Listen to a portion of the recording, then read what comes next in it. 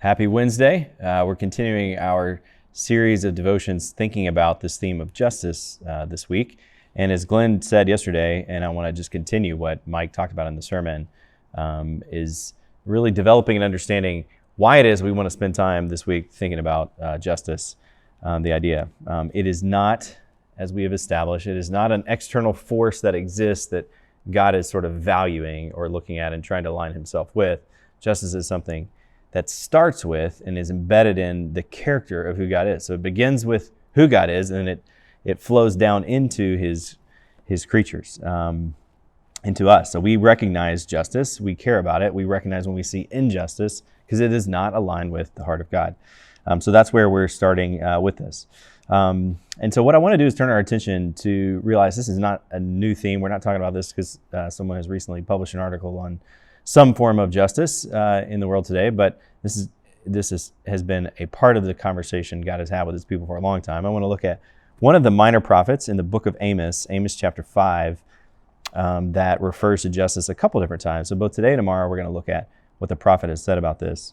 Quickly, just as some context or reminder. So Amos is he's a shepherd, he's a fig tree farmer that's in the middle of Israel, as Israel's had a very successful run. So the King Jeroboam has established Israel. There's actually been a lot of wealth that's been created in the community.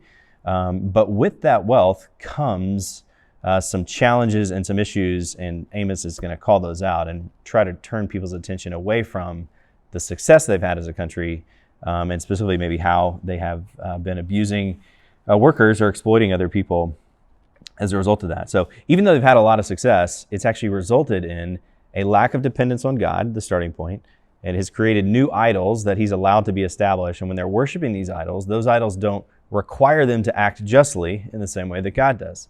So they have not acted justly, and they begin to oppress other people, even push other people into slavery. The very thing that God has redeemed them from, they're now doing to other people, selling those people. And so Amos is going to come in and say some really strong words to their community. He's also going to indict the people around there. Just as a quick aside, one of the great summaries of this book is in a little video you can watch. It's probably 10 minutes long, on the Bible Project on the book of Amos if you want an overview of that.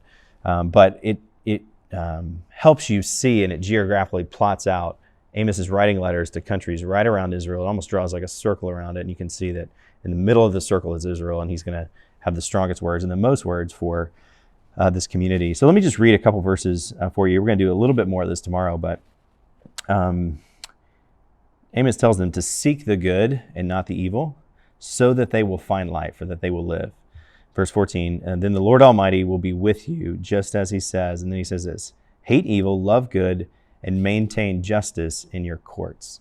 And the reason I want to say that is because this whole series we've been talking about, not ways that we're going to find these things outside of our working lives, but really inside of our working lives. And so the court system would have been a key part of Israel's life, been where people would have been employed, where they would have had their jobs, even if they're volunteering or serving.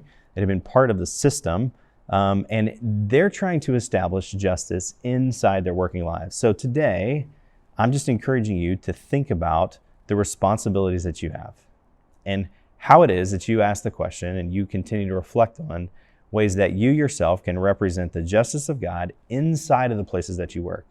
Not outside of them, but inside of them. How is it that you can focus on the places God has placed you, and just like he's been warned, Amos has warned the people of Israel, where they can look for establishing justice inside of their places of work. This changes the community. It impacts specifically those that are poor, those are the oppressed. We're going to look at tomorrow specifically how they are impacted by that. But today I want you to think about how it is that you can attempt in your own life to establish justice, God's qualities and characteristics within the responsibilities you have. Maybe that's in a small place, maybe that's in a large system, whatever that is. I encourage you to think about that so you can be the hands and feet of God today. Thanks.